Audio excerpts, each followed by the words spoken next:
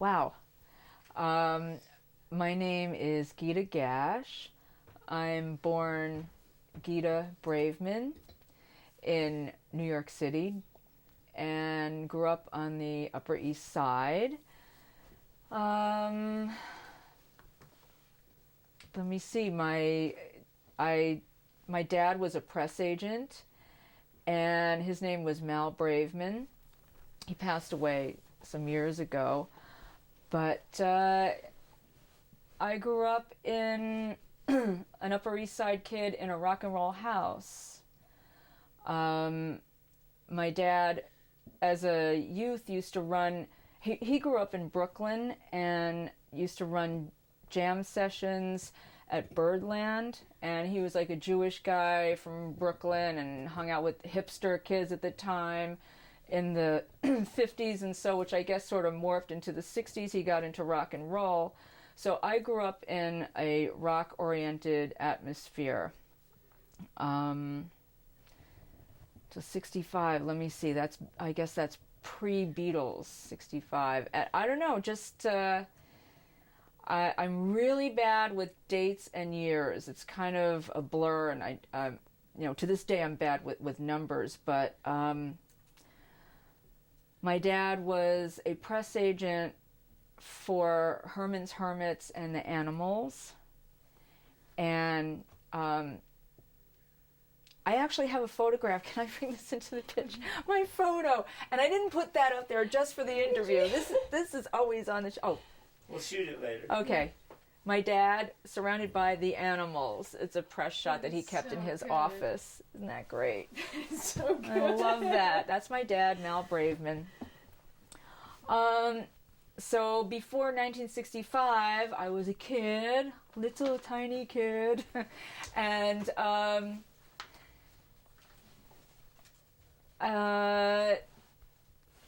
my dad used to bring me to rock shows.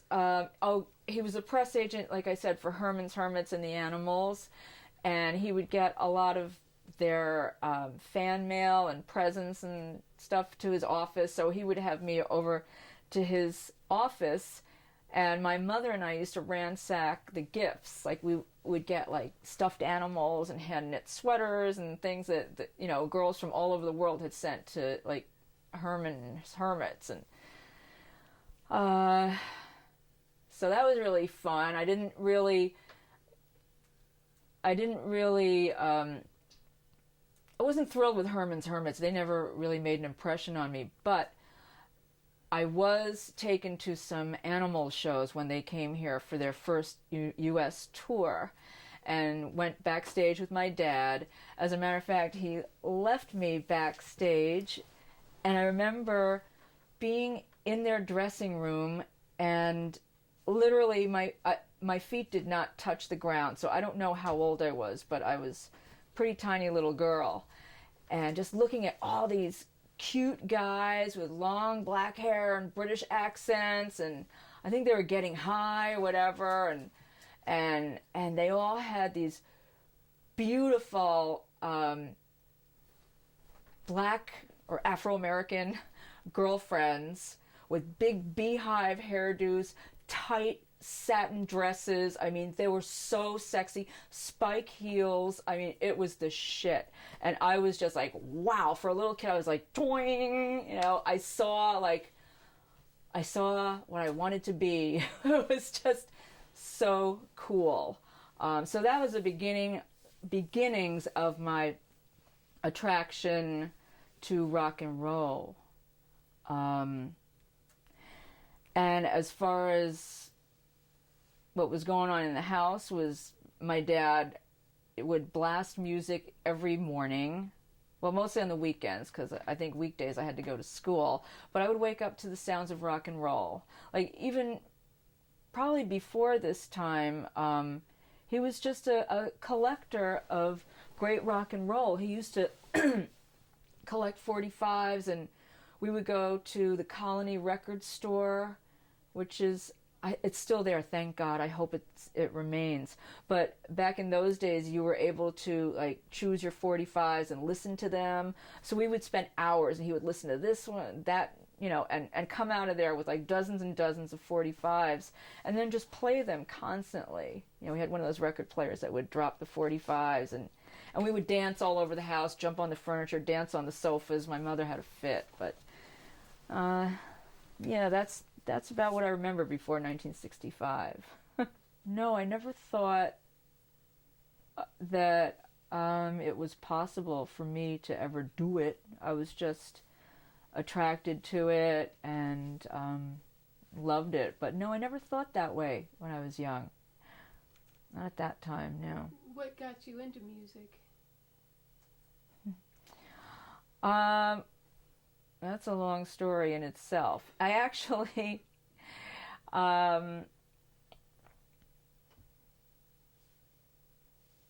I had a friend when I was, how old was I? 12.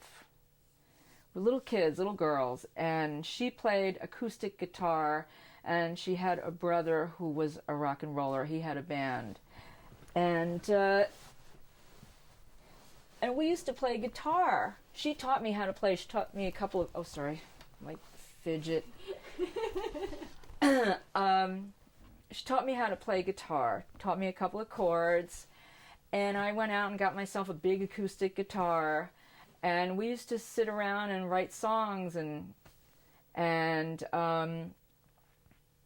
I wasn't really thinking about rock in those days. I was just like, a little kid with a guitar, but I remember it being a very parenting experience. I was sort of an isolating, kid, and I would spend a lot of time locked in my room with my guitar, making up these little songs, and didn't start doing rock music until my dad was also the press agent for a club called Trudy Heller's, which was a well-known rock club in the West Village, and he booked a lot of bands, or I don't know if he booked the bands, but he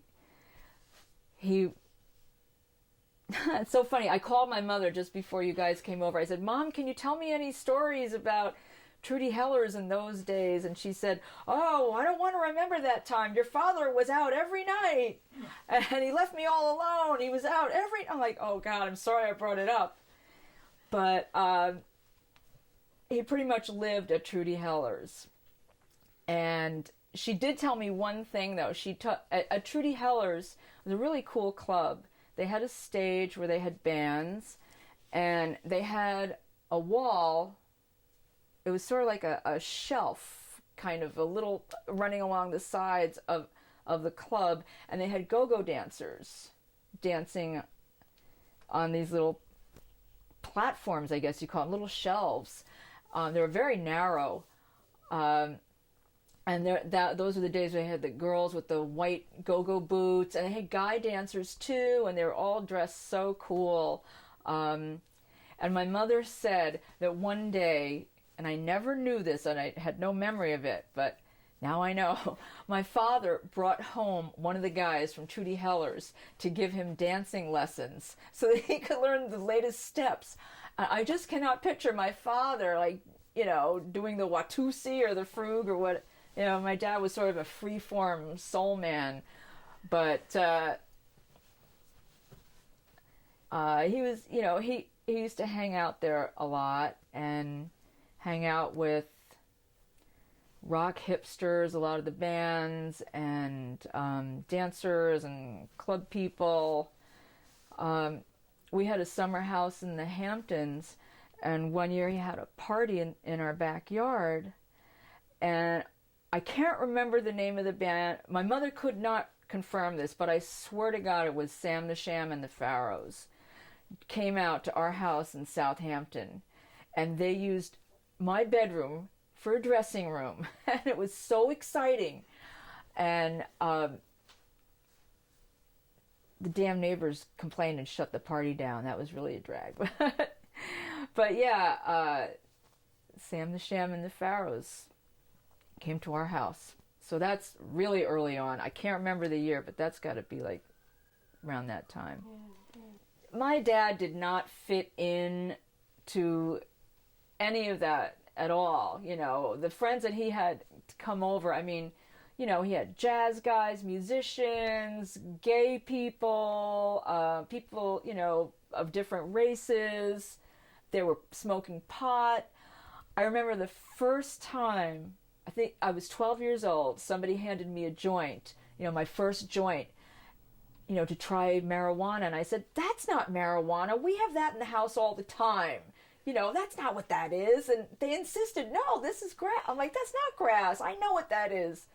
You know, my parents were smoking pot, and they partied. You know, they partied. So no, we never fit into that. You know, my mother had been a model. You know, she was drop dead gorgeous, and my dad was like a hipster and entertainment guy. So I guess the best place to raise your kid or to live was probably the Upper East Side. It was cheap in those days too. But we didn't fit into the neighborhood. Okay. Now, I know I met her back in the Trudy Hellers days, but I don't have strong memories of meeting her then. She knew my dad from the club, and I guess he might have done some promotion for her. And she had a band called Goldie and the Gingerbreads. They were kind of regulars at Trudy's.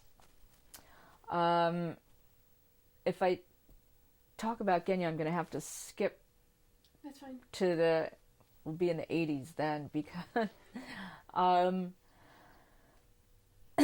meeting Genya, it would be like re-meeting her in the 80s, which would be about 70s. When I hooked up with my boyfriend at the time, who was Cheetah Chrome from the Dead Boys, and he had just finished recording an album, and she produced it. And I actually did meet her then through Cheetah. And then it was like, hey, you're Gyda Braidman, I know your dad, and, you know, and that kind of a thing. Years later, she helped me out by giving me a legitimate job, because I was involved in some illegitimate activity, and she was starting a record company, and she actually signed Cheetah on as an artist, and I worked for her then. But in like at that time period, I really just knew her through Cheetah and after parties and seeing her at CBGBs and so on and so forth. So working with her was after all of that. Yeah. Yeah. Okay. I didn't realize that. So 65, 75. What does New York City feel like?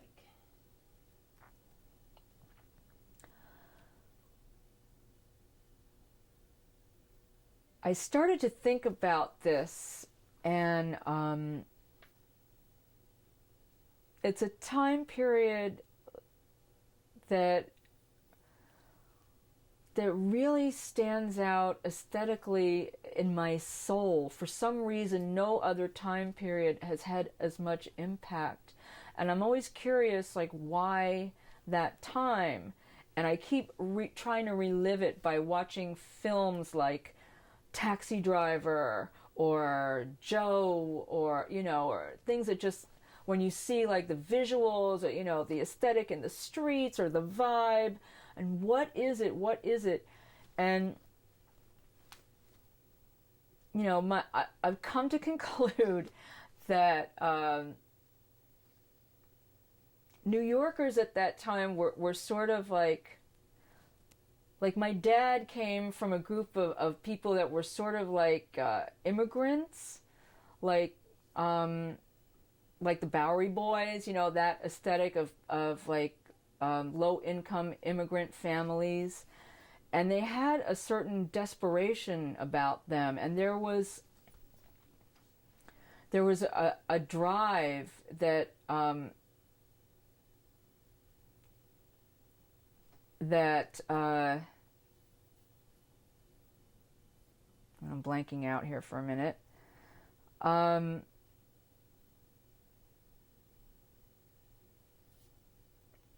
I guess desperate times call for desperate measures. In the 70s, there was also like a lot of sleaze, a lot of drugs and sex work going on. You don't see as much of that today. And I think that the combination of the culture, and you throw like drugs and sex industry into the mix, it just made for this like society that was dangerous and decadent, without being like too glamorous. It was like seedy glamour,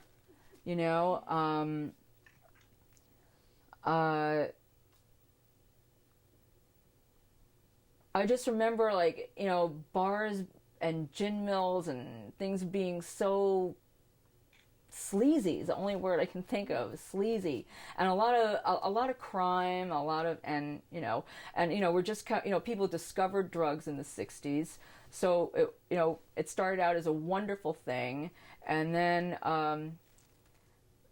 people didn't know how to handle it, so it became, you mix that, put crime into the mix, put like desperation into the mix, it just, it made a big soup of I don't know, 70s sleaze, which is dark and magnificent, and I don't know, I miss those times so much.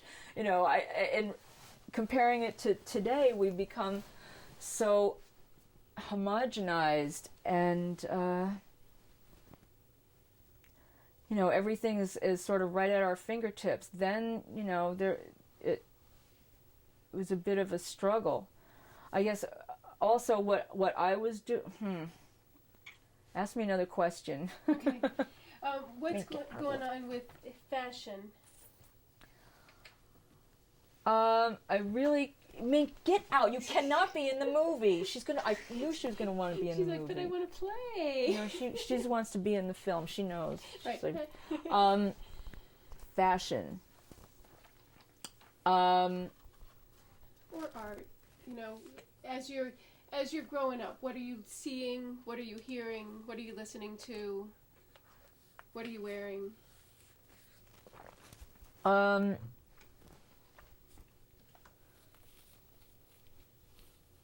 Well, personally, I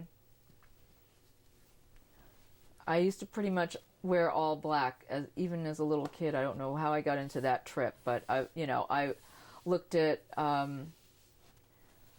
guess, what was I wearing? Well, when I was a little kid, I had some white go-go boots, mini skirts and things like that.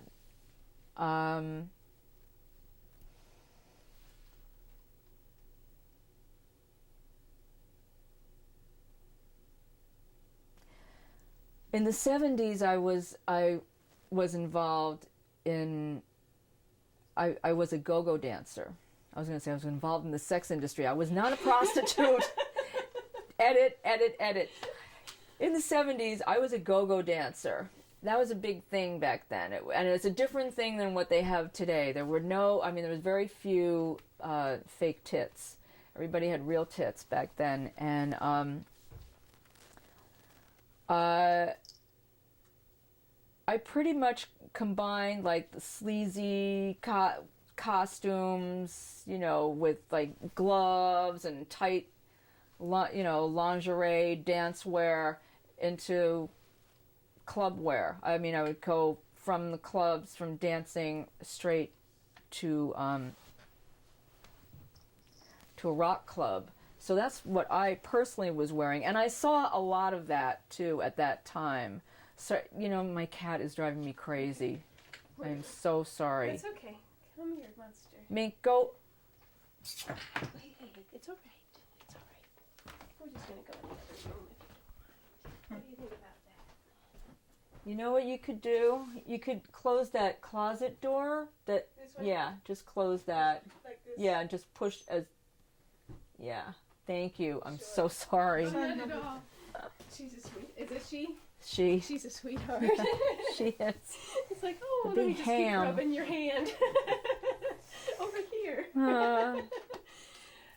So that's what you were wearing, and What I was yeah, okay, clothing. And then what were you seeing other people? I was seeing like a lot of that, a lot of spandex. Well, let me see. We're talking about early 70s.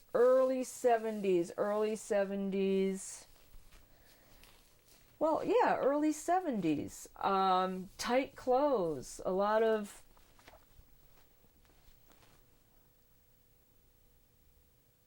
Okay. There was a look that I really, really dug that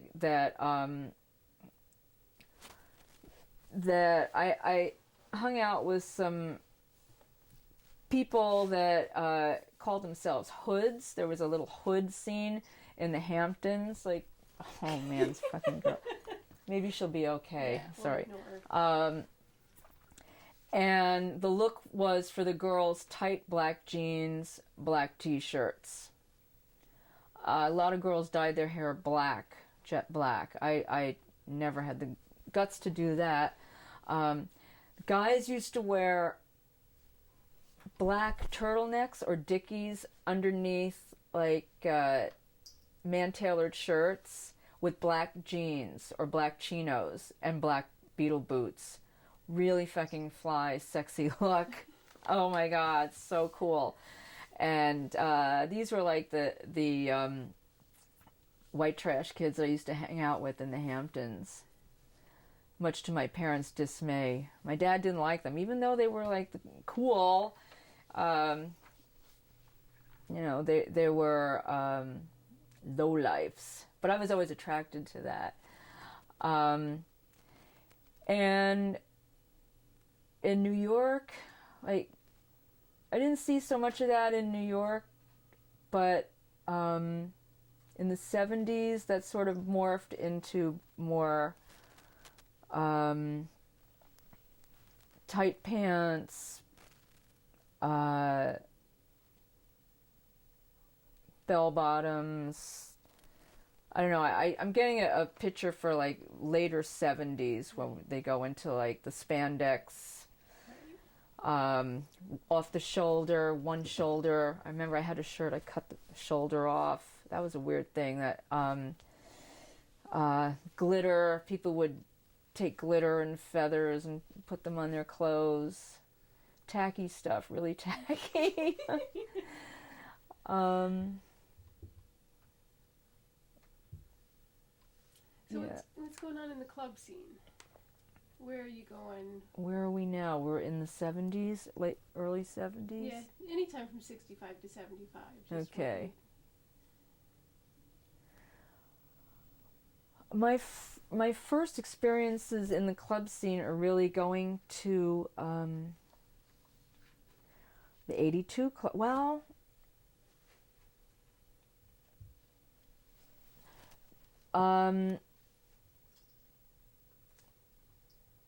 before that, before I graduated high school, I ran away to Boston. For some reason, I had an attraction to transvestites. It was like a sexual awakening, whatever it was. I was like really turned on by drag queens, and I used to hang out in a lot of gay clubs and drag queen clubs, and that was my thing. You know, go sneak out of the house and go hang out at some seedy bar in Times Square. There was one in particular called the Gilded Grape, and there were go-go boys there. That was a really cool place. I used to go out with some of the go-go boys. I guess they were male hustlers. I really found that very attractive, and somehow it went in sync with the rock and roll. Even though these people were like, dancing to disco music, it was like the same kind of a vibe. Anyway, it really turned me on. And in hanging out at one of these drag queen joints, I saw this poster of these really cute guys, and I thought, oh, that's a great drag show. I have to go see it. And I went to this club in Boston, and it turned out to be the New York Dolls. So I said, oh my God, they're combining like drag culture, sleaziness with rock and roll. All my favorite worlds are colliding. This is like the greatest thing. So I went back to New York, and I just started hanging out on the rock scene at like Club 82 and Max's. This is sort of like just the tail end of the Mickey Ruskin era. Had a hard time getting into the back room because I wasn't of age yet. But I did go to Club 82 a lot. And what was it like? I remember there was a legend behind Club 82 that all these famous Hollywood movie stars used to go there, and it was so decadent. Like Marcello Mastroianni would go there, and they saw him dancing with a man who was dressed as a woman, and oh, how shocking. And I thought, oh, how cool. So I hightailed it down there. New York Dolls were playing, and it was just like paradise to me. It was so sleazy and reminded me a lot of like some of the drag clubs that I had been hanging out, in Times Square. And there was a big dyke at the door named Tommy, who was so androgynous. You could not tell she was a woman at all. And I thought these people were so cool. Had a lover, another complete diesel dyke. And I can't say that I'd never seen that before because backtracking onto Trudy Heller, she was gay. So, I was kind of not that there's anything wrong with it, and not that I'm gay, but I was kind of turned on to that. It just excited me a lot to see butch gay women, strong women. Anyway, that's the first thing you saw when you walked in the door of Club 82, and there was a lot of red velvet, which I love, mirrors, and people with all, beautiful people dressed to the nines with a lot of makeup, hair. A lot of the girls would try to do their hair like Hollywood movie stars, like pin curls and, tease their hair out and wear like big makeup. And oh my God, I thought that was just the greatest thing. I was still not that fashionable that I was doing my hair or makeup at that time. I was pretty much, going there and, gagaing over all the people. But,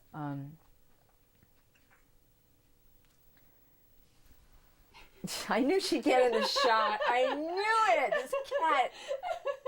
Okay, do you have any comments? That's right. She's not in it? No, she's Oh, okay. She thinks Got a she's pussy in it. on my shoulder.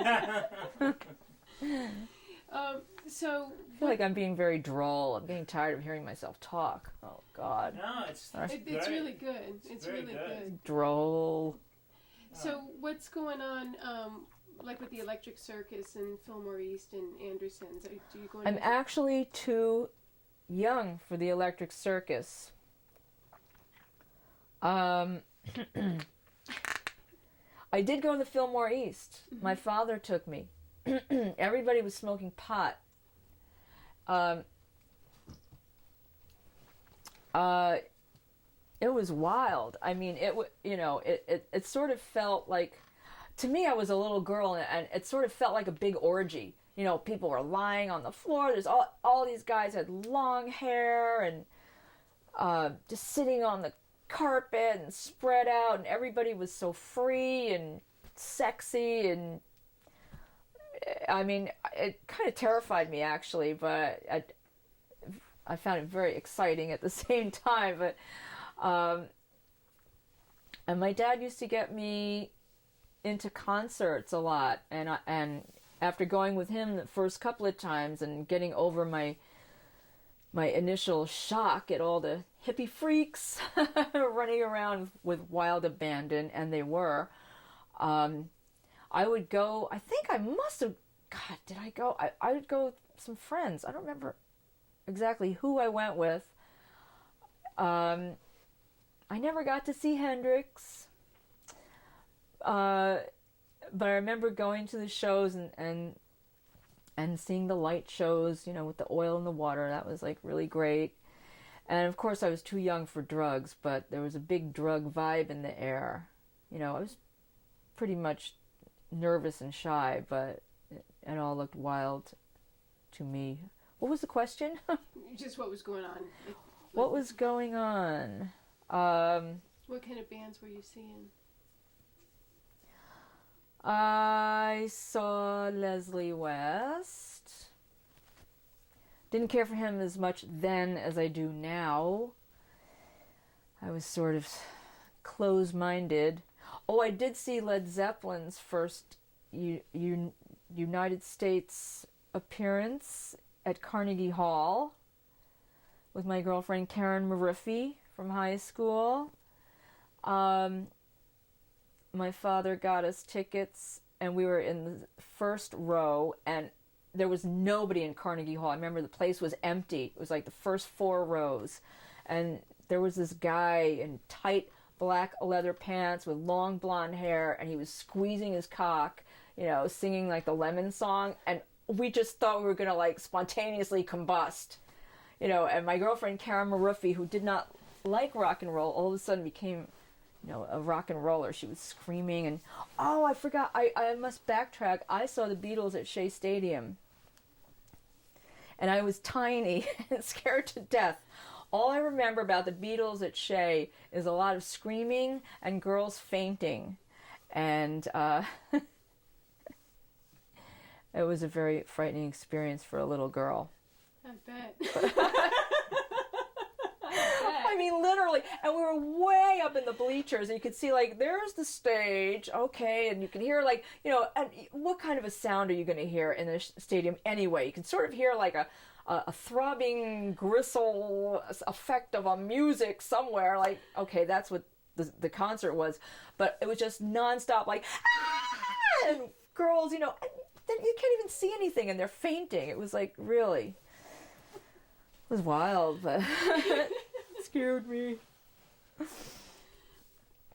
Yeah, that's quite a spectrum. 65 to 75. It's like you're starting out at Shea. And winding up in a strip club. Right. And CBGBs.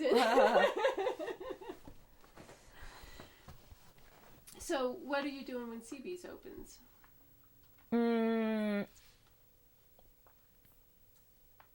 What was I doing? I was hanging out with my 2 girlfriends at the time were Roxy, who was Johnny Ramone's first girlfriend, and Anya, and her girlfriend Anya Phillips. And Anya was always way ahead of, like, she was ahead of all the trends. She was always going back and forth to London and always knew what was going on. And one night she said, you got to come down and, come to this place on the Bowery. And of course it was CBGB's. And I forget who was playing. It was not the Ramones. No, I don't think there was a band. There wasn't even a band. We just went there to hang out and shoot pool. And that was my first time at CBGB's, just as a hangout. Very cool, sleazy biker type place with,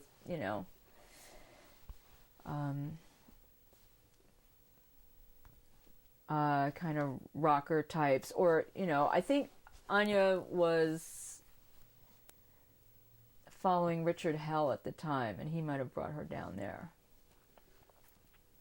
So that was the beginning of it. And then overnight, they might have had a stage at that time. I don't think I even noticed. I think like overnight, then they started doing the rock shows, which started with the small stage in the back, and I think that's the first time I saw the Ramones and Richard Hell and television. What did you think? Wasn't so much I didn't really. I didn't really dig the art rock scene like the Richard Hell. I love the Ramones. They kind of reminded me of like the Hoods that I had hung out with, like in the, as a kid, because all those guys also had like the Beatle haircuts and everybody dressed alike. It was like a uniform and the attitude and I love the male hustler thing. Male hustlers were my thing. So, loved the Ramones. Loved the Ramones. Do you remember any cognition about the music at the time, or was it just kind of a progression of what was going on with New York music? Yeah, we haven't really talked about the music.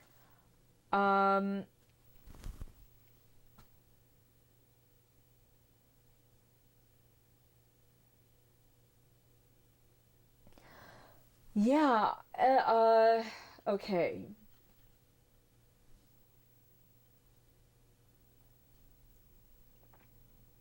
I guess we have to backtrack to like Club 82, New York Dolls, which was one of my favorite bands at the time and it still is. There started a trend of like the glam rock, and there was a lot of bands around that were dressing up. There was like the Harlots of 42nd Street. I think you have like, oh man, I could go on and Tough Darts and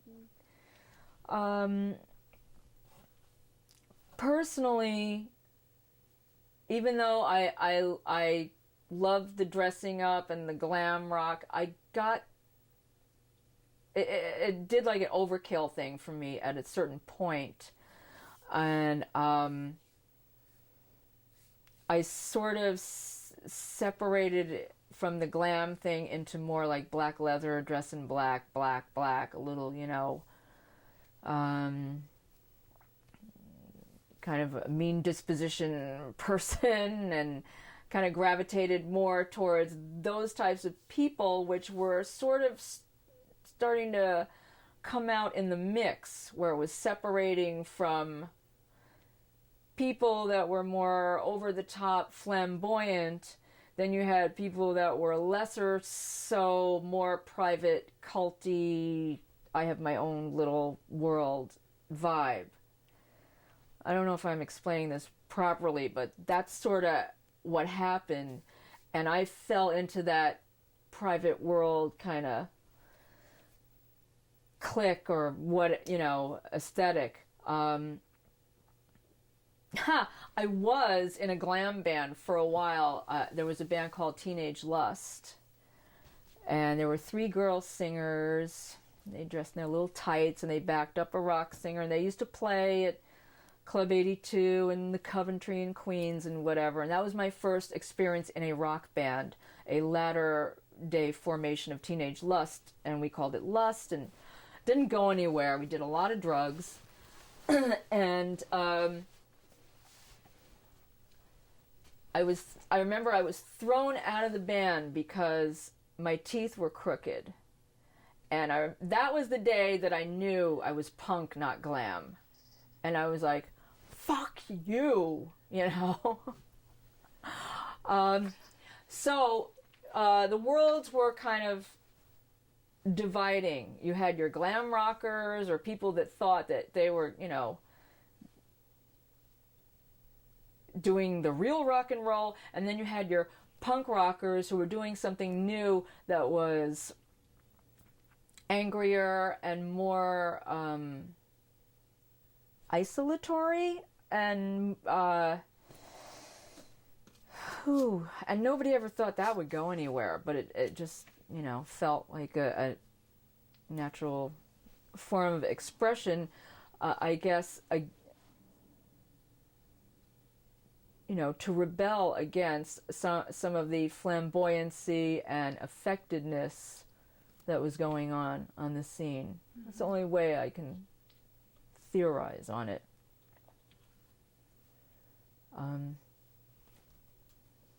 Yeah, so let's talk about the music a little more broadly from 65 to 75, because one of the things that fascinates us is it went through so many transitions. Our premise basically is 65, folk is kind of dying, Dylan goes electric, and that kind of kills the folk scene effectively in New York City. And then we move into, a lot of bands that aren't from New York, and they're doing, more the concert halls, the bigger venues with this elaborate, almost, LP-oriented music that's just, 10-minute songs, keep playing. And then, we go into disco and we end up in punk. What ties all that together? Does it make sense in an arc, or is it just pockets? Wow.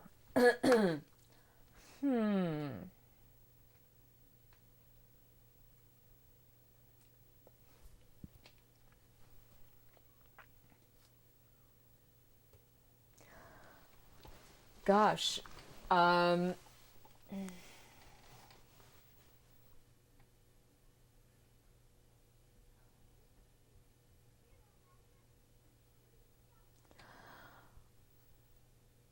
know how it affected me personally, and I know, like, as a spectator and as a fan, I didn't have the patience for, like I said, I used to go to the Fillmore, but a lot of the concerts I saw, because I didn't get to see Hendrix, I probably wouldn't have been able to sit through Hendrix at that time. I was bored. I was bored with the drum solos, and I didn't understand. I just couldn't, maybe today I would dig it more, but back then I was too impatient, and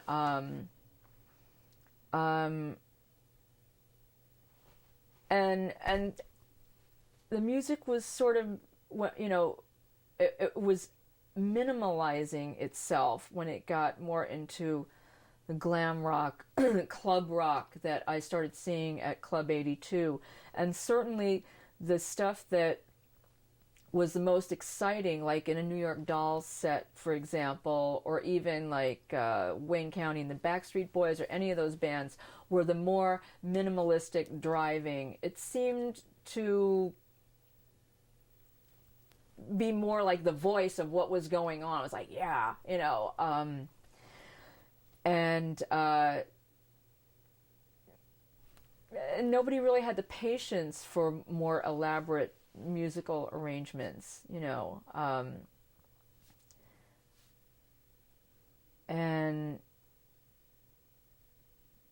I don't know, just as like the visually people were so flamboyant, and that got to be like overdone. It's like the music also got less flamboyant, and like less is more, and less became more.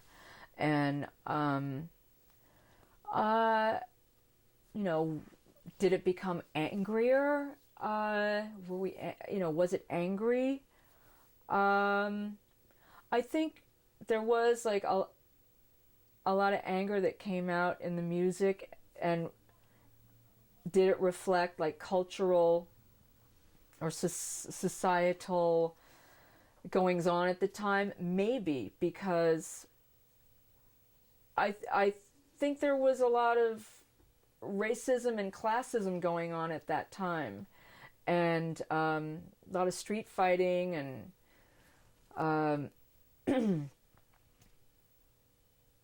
and like wars of the worlds, and rebelling against of certain worlds. And actually the punk rock revolution, or whatever it was carving out a world for people that didn't really exist before. So I think that's how the music got, so angry and forceful, sort of like steamrolling.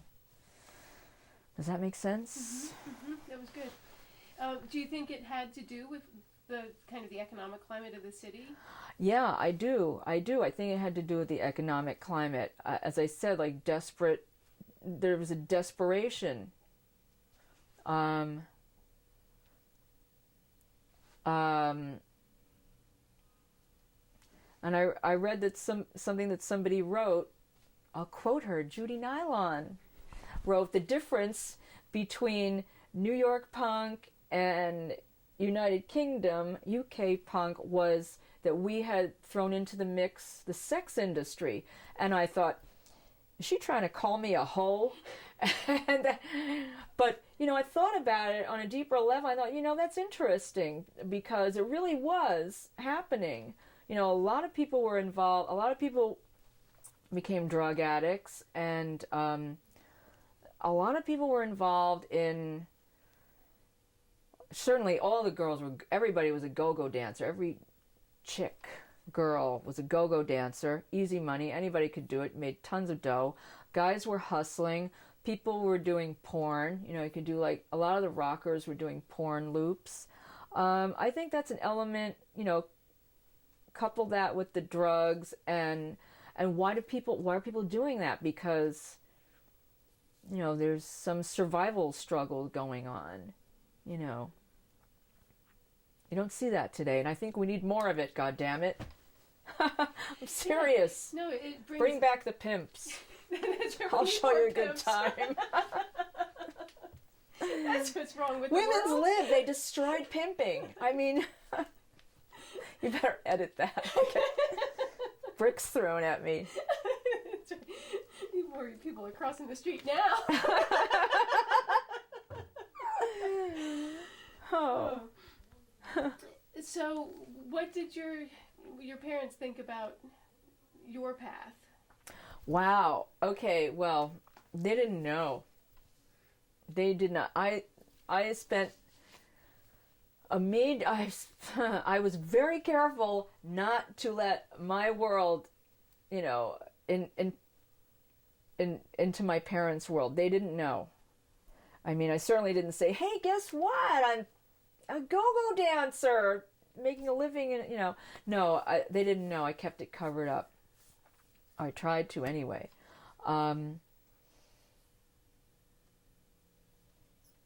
Yeah, I kept it a big secret. I don't know what elaborate lie I told. I just lied and lied and lied and lied. But I was self-supporting, at 17. I was making money, more money than some, professional people at that time. So, and drugs didn't come cheap. You can edit that one out too. Right. Yeah.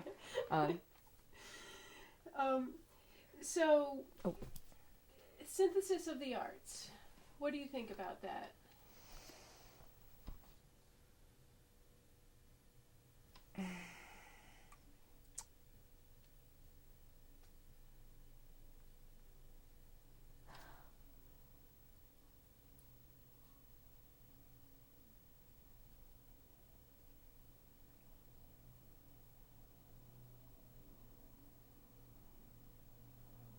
The only art scene that I can say that I am familiar with from that time is Warhol.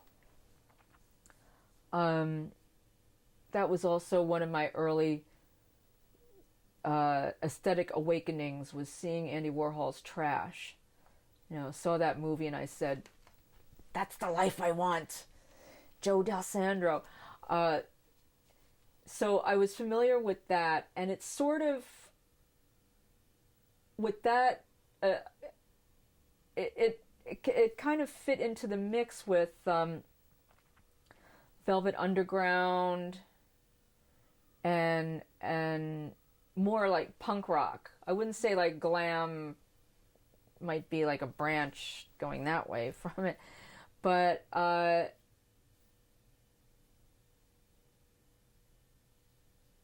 the synthesis, God, that is a tough question. But it's almost like, describe chocolate.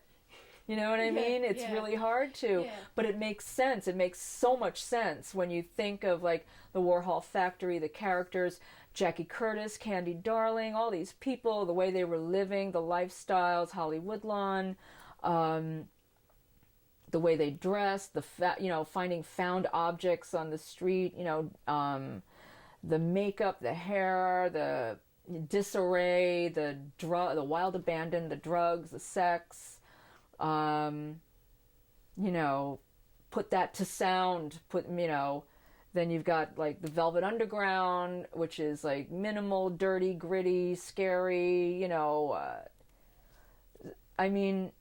listen to like Velvet Underground songs, you feel like you did a line of crank, or shot dope. It's just like, I used to listen to White Light, White Heat for like 7 hours straight. It was like the best buzz you could get.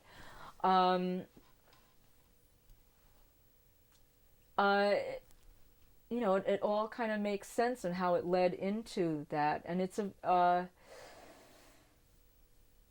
so New York. It's so New York because, even like, if you look back at like Andy Warhol films, it's like you're taking like the Bowery Boys and, throwing a little sex and drugs and perversion and kinkiness and rock and roll into it, and you got these characters. You got Jackie Curtis and Holly Woodlawn, and then you've got like Dee Dee Ramone, and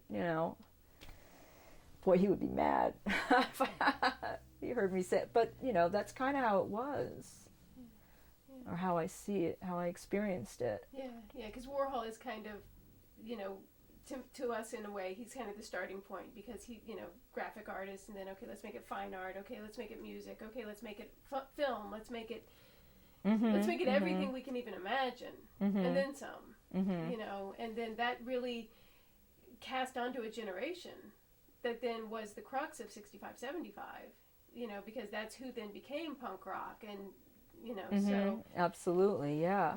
So it was no holds barred, everything goes. And, that's one of the things we're really curious about. It's, not necessarily all about Warhol, because he was picking up on what was in the wind. Exactly. But why? New York, why? And what made New York so special?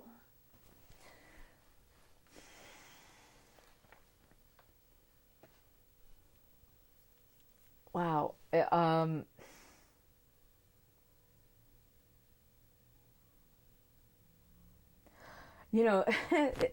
I'm sorry to take these breathers, but it's such food for thought. And I've often, like, why was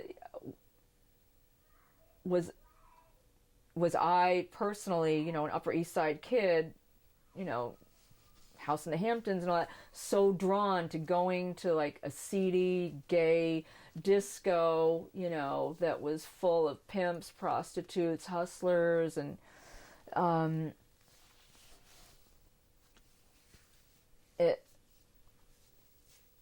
sure not everybody was, but I don't know. It was just such a delicious, decadent, scary kind of like, and why it felt like it was the most important thing to do, and like the greatest thing to do. I don't know. Sorry, I was going to come up with some brilliant thing that I like. Duh. You better edit that one out too. Like, edit out the duh.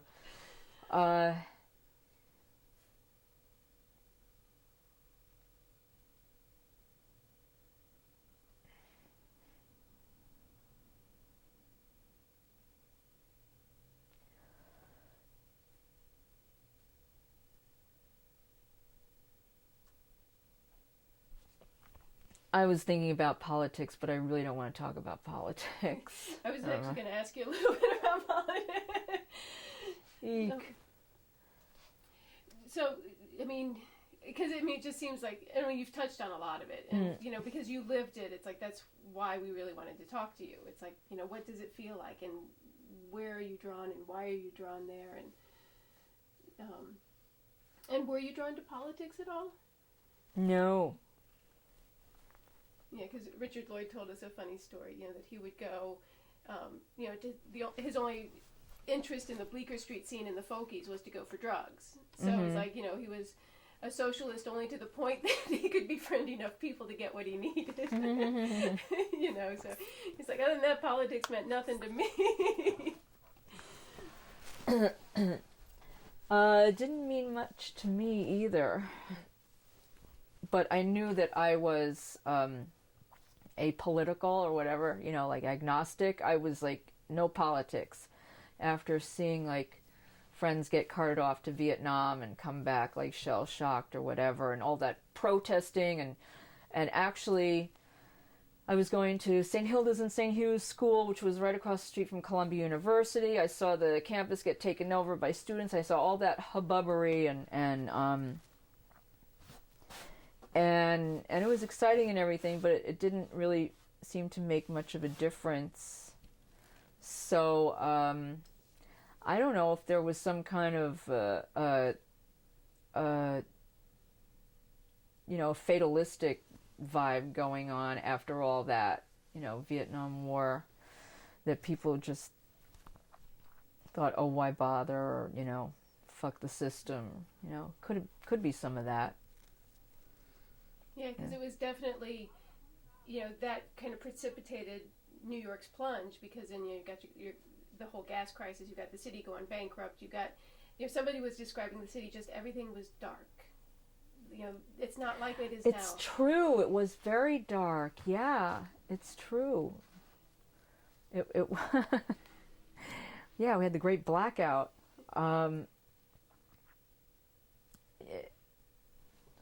mean, what I remember of it is that it's almost like a hazy maze. And when I just stress, like, films like Taxi Driver or even Last House on the Left, the darkness, dark doorways, broken buildings, abandoned buildings, rubble, sleazy places, dirty places, and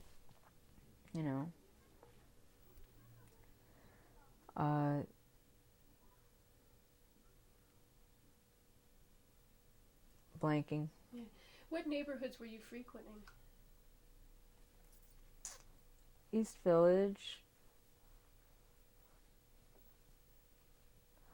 Where are we now? We're 65 to 75? Yeah.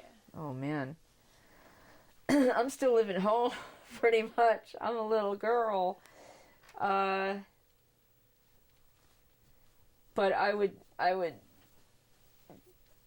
take the bus down or hitchhike down to the village. You could hitchhike in those days, and I used to.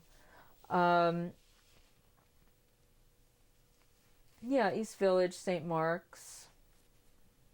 One thing that interests me is, what it felt like to you to be a little girl with all that going on, with all that was going on, because you keep it's like you keep talking about being terrified as a child.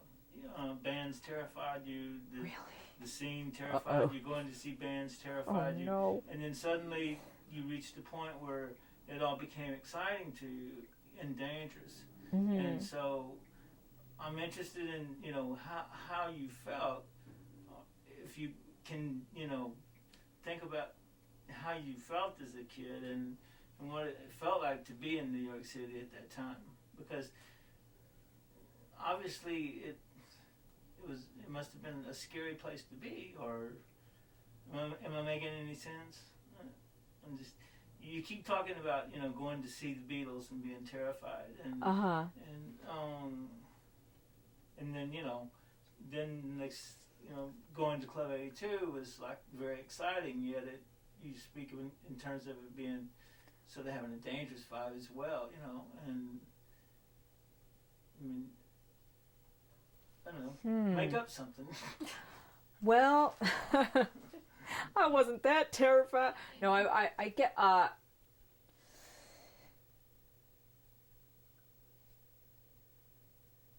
this is a very personal type of answer to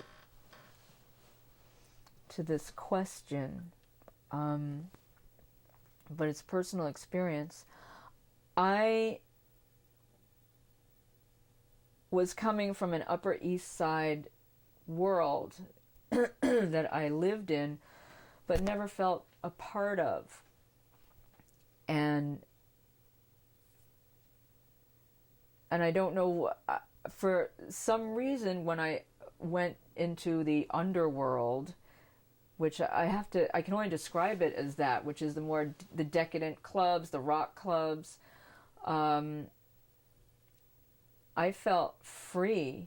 I felt a calling to it, and I felt that I belonged there, whereas I never felt that I belonged in these other worlds of, go to college and become a professional, I was just personally drawn to it.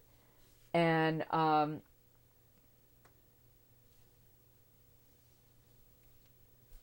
I guess there was an exciting element of, you have to survive. There were survival skills needed. And that felt challenging to me. Back in the early 70s, I swear, if you wore a leather jacket and you walked around St. Mark's Place, you could get beaten up. And we were constantly getting harassed by gangs of Puerto Ricans or blacks or whatever. You kind of stood out. And that was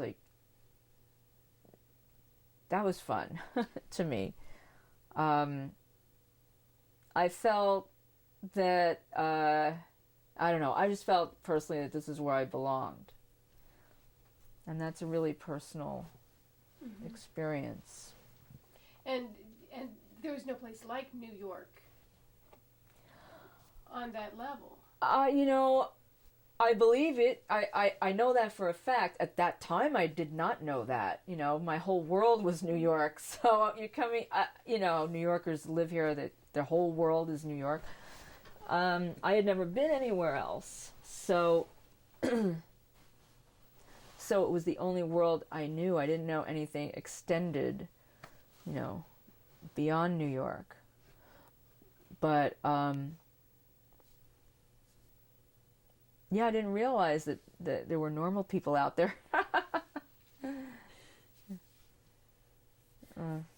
So what about technology? Were you aware of that and those changes at all? I'm afraid not. I was not a technology-minded and it wasn't person. something that, because it's like, a lot of the people who were recording at the time, so I go from 2 Yeah, to 4 to 12, I saw those questions on the list. Yeah. I said, boy, this does not pertain to me. Yeah. But because then it was on, the showmanship level too, because like the light shows at the Fillmore, that's all technology that's changing. Right, and right. Was it changing kind of what you were seeing, or not that you were aware of? It was just part of the environment that you were in. You know what I mean?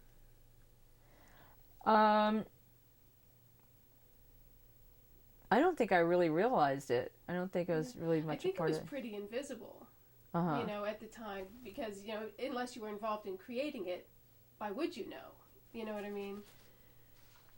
But yeah, I really, I was completely clueless. I wouldn't know, like, a Marshall from a Fender. Well, maybe, but, yeah. Maybe not that one. But yeah, like whether a light show was, projected or... Well, that I knew the difference. Yeah. I mean,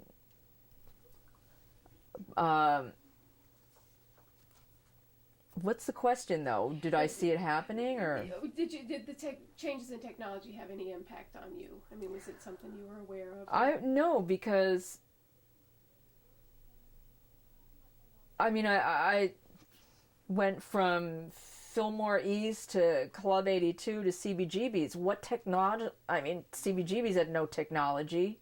If they had oil and water on a screen, that would have been an upgrade to their, dog shit on the floor. But I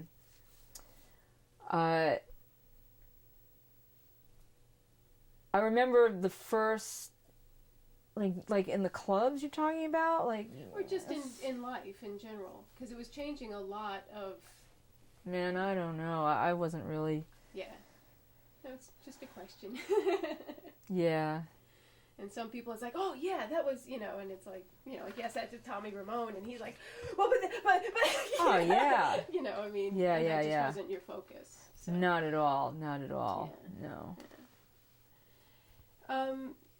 So anything else that you think that we haven't touched on? Because my next question is what's different after 75? Unless you think there's something more 65, 75 that we haven't.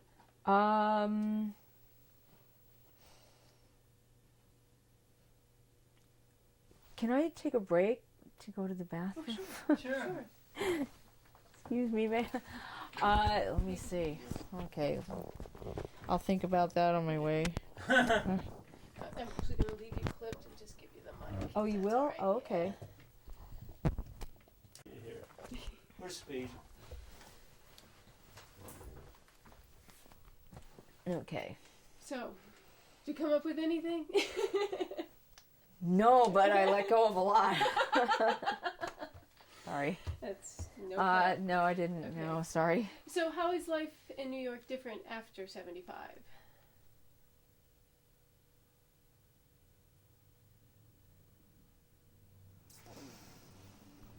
Wow.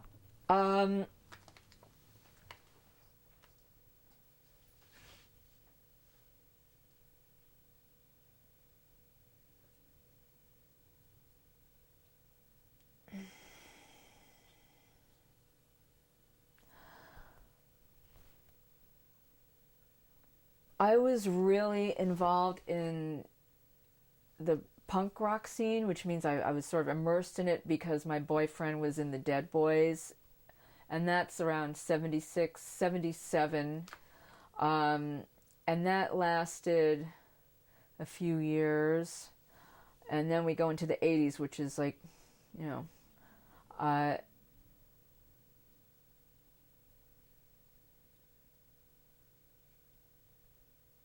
I guess punk rock started to catch on. The handful of people that you would see in CBGBs became 2 handfuls, 3 handfuls. All of a sudden you had lines around the block. And that was almost unheard of. Here were these, like, before they're, known as underground bands who, like, with this small cult following, all of a sudden you saw, like, I remember I ran into, like, a high school girlfriend came down to CBGB's to see the Dead Boys. I'm like, what the hell are you doing here? It was like it was starting to catch on. People were coming up out of the woodwork. It got commercialized. Record companies started signing bands. Things that you never thought would happen.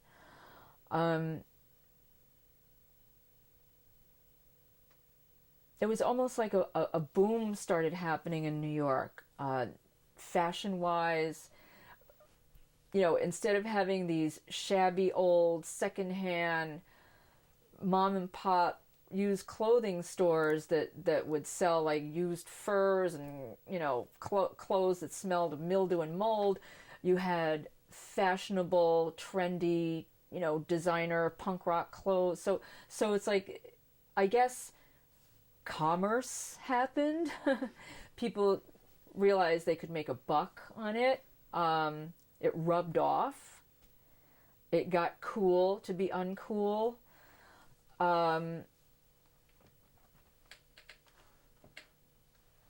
It's funny, you were talking about technology, which I wasn't really in touch with, but when you mentioned the clubs, on the club scene, clubs started getting a little finer. Some clubs opened up that were more snazzy and, neon looking, which was like, where's the fucking old beer smell, red velvet mirror, with the drag queen at the door, it was like different.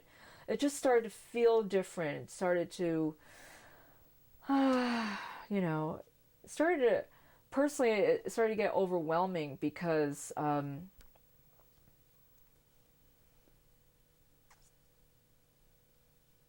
it just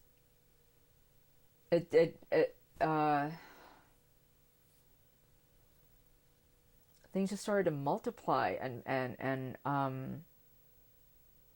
it's funny, you talked about the darkness, how it felt so dark. It's almost as if somebody was turning up the dimmer switch and it was getting a little lighter. And then you went like, whoa, turn the lights down, man. Can see, whoa. You know, it just started to get brighter. I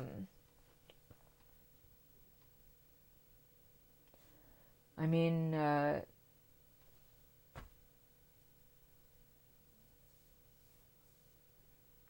was going to say, even in the go-go world, the clubs started getting snazzier, you know, so that, not that that's a metaphor for what was going on in the art world, but, you know, maybe it is, I don't know. Yeah. And I mean, the go-go scene was changing too. Yeah, yeah.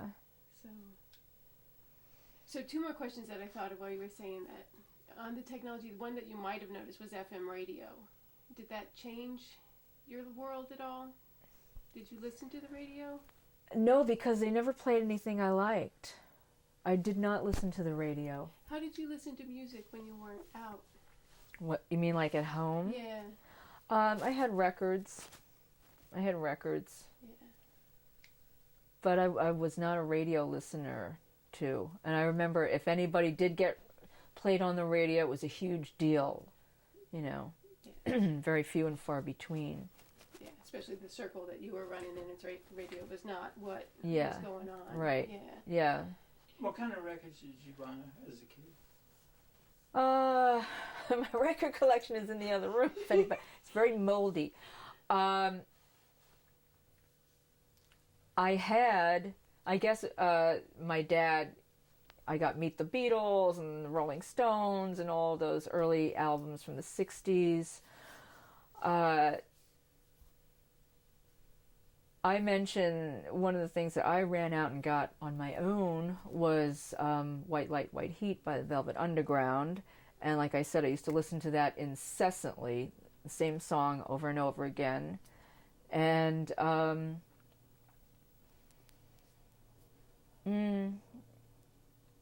listened to a lot of Hendrix. And of course, the Stooges. That was a big opening of my world.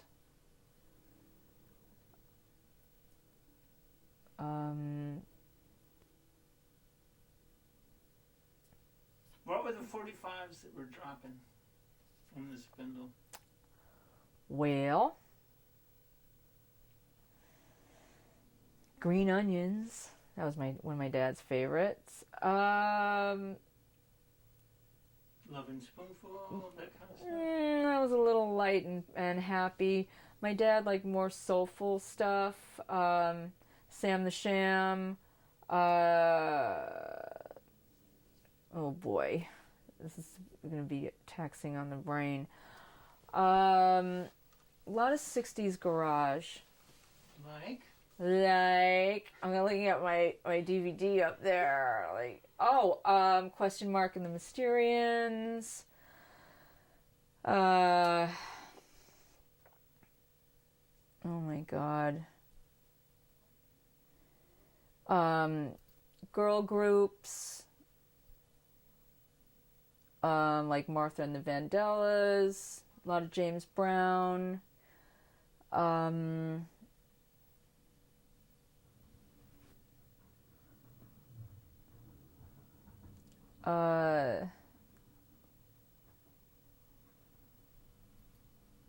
I can't think of any more right now. And like that. And like that. Did you keep going to Colony to buy records, or were there other places opening up? No, I don't remember going anywhere other than the Colony. Sure. And my dad was a press agent, so I think he got a lot of records sent to him, too. Did Colony have listening rooms? Listening booths? I don't remember any. I don't remember if they did. We would go at night, and we would just stand in front of the counter. I've always wondered that. I don't remember that. Because my favorite stores in my hometown had listening booths. Wow. And you could get a brand new record, open it, take it in the listen booth, listen to it. If you liked it, you could take it home and buy it. Huh. That's cool. Yeah, it was cool. different times now. Yeah, now you just steal them. So my last question, Mercer Arts Center. Did you ever go there? I saw the New York Dolls there. It's really a blur. Okay. Say no That's more. yeah. Sorry. That's okay. That was just one that, since you were so into the dolls, I figured. I was sure you'd been there. But Okay. yeah, I think we're done. Okay. Anything you think we left